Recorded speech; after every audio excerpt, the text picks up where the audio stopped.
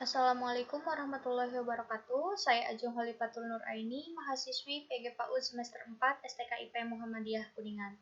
Pada kesempatan kali ini saya akan menyampaikan materi mengenai media pembelajaran berbasis audio, dan ini merupakan mata kuliah dari media pembelajaran yang diampu oleh dosen Bunda Nika Cahyati MPD. Yang akan saya bahas pada kesempatan kali ini yaitu yang pertama, pengertian media audio. Yang kedua, ciri-ciri media audio. Yang ketiga, aspek-aspek keterampilan yang dicapai. Dan yang terakhir ada kelebihan dan kekurangan media audio. Langsung kita bahas yang pertama, pengertian media audio. Media dengar atau media audio adalah alat media yang isi pesannya hanya diterima melalui indera pendengaran saja. Media audio yaitu media yang berkaitan dengan indera pendengaran. Media audio ini berkaitan dengan indera pendengaran karena memang audio itu sendiri artinya bunyi atau suara.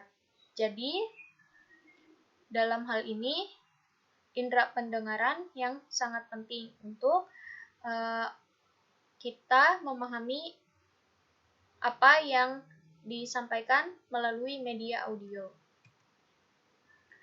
Kaitannya media audio sebagai media pembelajaran, ketika suara-suara ataupun bunyi direkam dengan menggunakan alat perekam suara, kemudian diperdengarkan kembali kepada peserta didik dengan menggunakan sebuah alat pemutar.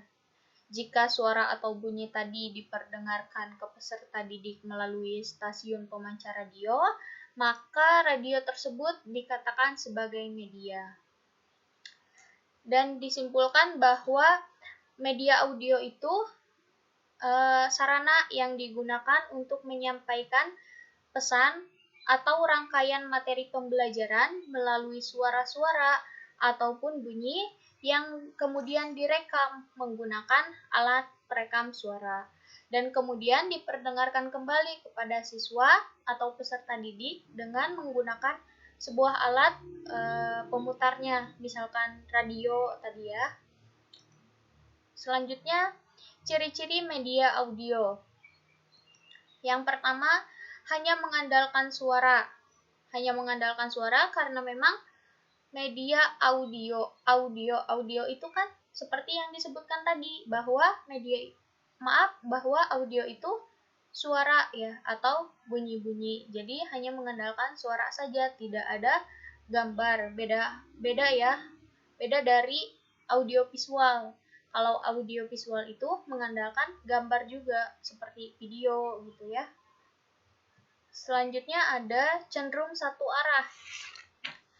Cenderung satu arah karena sifatnya satu arah, jadi jika ada sesuatu yang kurang jelas, peserta didik tidak bisa bertanya, tidak bisa langsung bertanya, tetapi karena sifatnya rekaman, jadi jika ada sesuatu yang kurang jelas, maka peserta didik dapat memutarkan kembali secara berulang-ulang, di mana secara berulang-ulang rekamannya di mana saja dan kapan saja sampai peserta didik itu dapat memperoleh kejelasan tentang materi yang sedang mereka pelajari.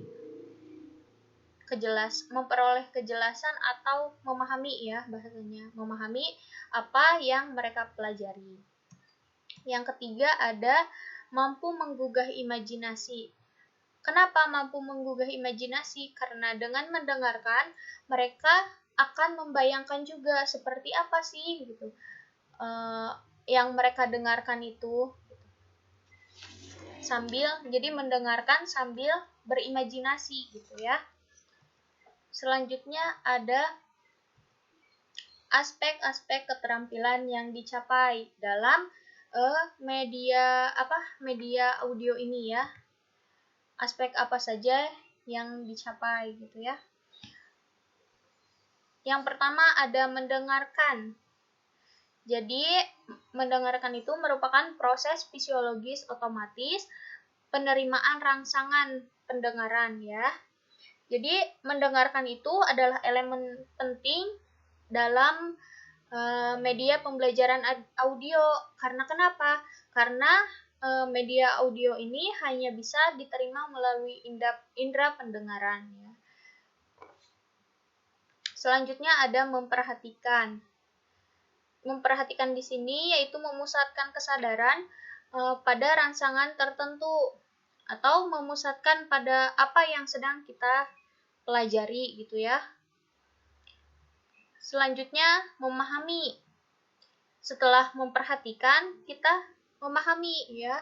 Memahami sebagai proses pemberian makna pada kata yang sedang kita dengar. Kita mendengarkan kita mendengarkan secara perlahan, berarti secara perlahan kita pun dapat memahami gitu, memahami apa yang sedang kita dengarkan. Lalu setelah memahami, kita pun mengingat. Mengingat itu menyimpan informasi yang kita peroleh gitu ya, untuk diperoleh kembali, untuk diingat-ingat kembali lah intinya gitu ya. Apa sih yang udah kita pelajari gitu. Selanjutnya yang terakhir ada kelebihan dan kekurangan media audio. Kelebihan yang pertama ada mengatasi keterbatasan ruang dan waktu dan menjangkau sasaran yang luas. Bisa menjangkau sasaran yang luas. Jadi ini tuh bisa digunakan kapan saja, terus di mana saja. Jadi lebih apa ya bahasanya? Ya kita bebas gitu, mau mempelajari dimanapun gitu. Bebas. Terus yang kedua membangkitkan imajinasi.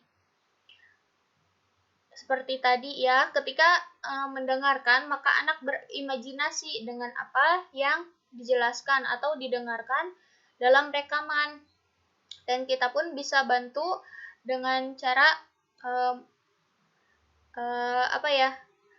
dengan cara misalkan kitanya juga sambil menggambar di board gitu. Ya, bisa. Yang selanjutnya memusatkan perhatian siswa.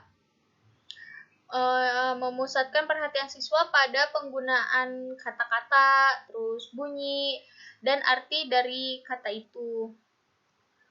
Yang keempat, sangat tepat atau cocok untuk mengajarkan musik dan bahasa, dan melatih keterampilan mendengarkan. Selanjutnya ada kekurangan. Kekurangan dari media audio yang pertama memerlukan suatu pemusatan pada suatu pengalaman. Jadi kita tuh sebisa mungkin membuat media audio ini berhubungan dengan apa pengalaman mereka gitu ya. Bisa misalnya rumah mereka tuh dekat dengan kandang sapi atau kandang kambing misalnya ya. Kita tuh bisa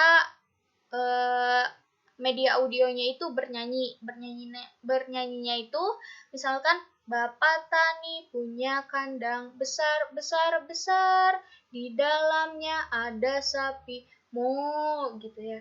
Nah nanti mereka tuh bisa ngebayangin gimana sih kandang yang besar itu, gimana sih sapi itu gitu, bentuknya kayak gimana, suaranya kayak gimana gitu. Jadi ada suatu pengalaman juga pada diri anak-anaknya ya. Yang kedua ada memerlukan bantuan dari media visual. Karena memang untuk anak PAUD itu sendiri sepertinya sulit ya jika hanya mengandalkan media audio saja. Karena anak PAUD itu lebih mudah memahami ketika mereka melihat ya. Jadi membutuhkan media visual. Terima kasih. Sekian materi yang dapat saya sampaikan. Kurang lebihnya mohon maaf. Wassalamualaikum warahmatullahi wabarakatuh.